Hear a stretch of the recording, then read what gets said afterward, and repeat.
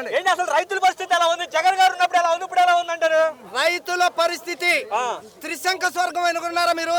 త్రిశంక స్వర్గంలో ఉన్నటువంటి విశ్వామిత్ర స్వర్గంలో ఉంది.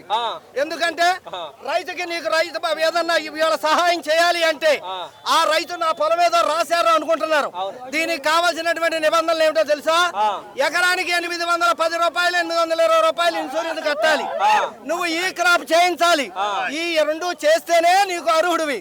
అది కూడా కాకుండా సొసైటీలో అప్పున్నటువంటి వారికి ఎవరు అది నువ్వు కాకుండా మరి ఏంటంటే ఈ ఒడ్డు గవర్నమెంట్ కొనదు. ఈ ఒడ్డుని ఈ విధంగా సహాయం ప్రకటించినటువంటి వారి ధాన్యాన్ని ప్రభుత్వం కొనదు అని నిష్పక్షపాతంగా చెబుతున్నటువంటి వైనం చంద్రబాబు నాయుడు గారి యొక్క ప్రభుత్వ వైనం. అసలు ఎప్పుడైనా అలాంటి పరిస్థితి ఉందా?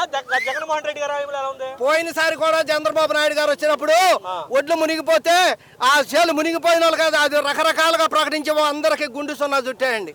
ఆయనకి పెద్ద ఆయన గురించి ఎక్కువగా చెప్పుకోవడం కంటే మనం ఏమి తప్పు చేసామో అన్నది మనం తెలుసుకోవాలి. జగన్మోహన్ రెడ్డి గారు ఉన్నప్పుడు ఎలా ఉంది రైతుల పరిస్థితి? జగన్మోహన్ రెడ్డి గారు ఉన్నప్పుడు రైతు పరిస్థితి చంద్రబాబు నాయుడు గారేమో వ్యవసాయం దండగన్నారు. అదే విధంగా చంద్రబాబు నాయుడు జగన్మోహన్ రెడ్డి గారు వ్యవసాయాన్ని పండగ చేశారు. ఎందుకు చేశారంటే రూపాయితో ఫసల్ బీమా యోజన పథకం ప్రవేశపెట్టి ఎవరు కూడా 1 రూపాయి కూడా కట్టుకోకుండా ఫసల్ బీమా యోజన పథకం జగన్మోహన్ రెడ్డి గారు కట్టి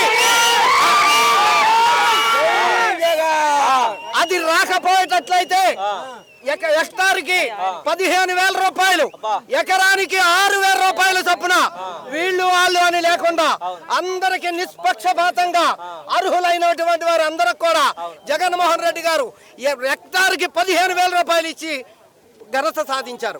ఎలా ఉందని మీరు అడుగుతారేంటి? ప్రజలు తెలుసుకోవాలి. ఎందుకంటే ప్రజలు ఏమి లబ్ధి పొందాం, ఏమి మోసపోయాం, ఏమి మోసపోయినటువంటి వాగ్దానాలతో ఇవాళ మోసపోతున్నాం అది తెలుసుకోవాలి ప్రజలు. అయితే రాజన్న పరిస్థితి గతంలో చూసాము, కానీ ఇప్పుడు ఎలా ఉంది? ఇంకా 3 సంవత్సరాల కాలంలో రైతు రాజు కాబోతున్నాడు.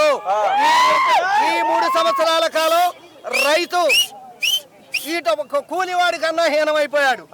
ఆటో ఎవరిని చూసినా, ఆటో వారిని చూసినా అన్ని రంగాల్లో కూడా వాళ్ళు ఏదో 6 గ్యారంటీస్ అనుకుంటారు. పూర్తిగా ఫెయిల్ అయిపోయిందండి. గిట్టుబాటు ధరలు ఎలా ఉన్నాయి సార్? గిట్టుబాటు ధర నిరుడు ధాన్యాన్ని ఈ రోజుల్లో 1750 రూపాయలు కొన్నారు. అదే తరువాతకు వచ్చేసరికి క్రమక్రమంగా ఒక 20 రోజులకి 1400 కొన్నారు. ఈ వేళ అప్పటికప్పటికి ఎంత తేడా ఉందండి? 300 తేడా వచ్చింది. ఈ వేళ 1450 రూపాయలు సన్న రకం ధాన్యం కొంటున్నారు. నిరుడికి ఈ వేటికి ఎంత తేడా ఉందండి? బస్తాకి 300. అదే నిరుడు 9,800 రూపాయలు మినువులు అమ్మారండి. ఈ వేళ ఎంత అంటున్నారండి? 7,250 రూపాయలకి కొనేవాడు లేడు. మళ్ళీ రుబ్బుతున్నారు వాటిని వచ్చి. ఆ రుద్ది నీ ఆటలో సరైనటువంటి క్వాంటిటీ లేదు, ఈ మాకు చెల్లుబాటు కావు అని చెబుతున్నారు.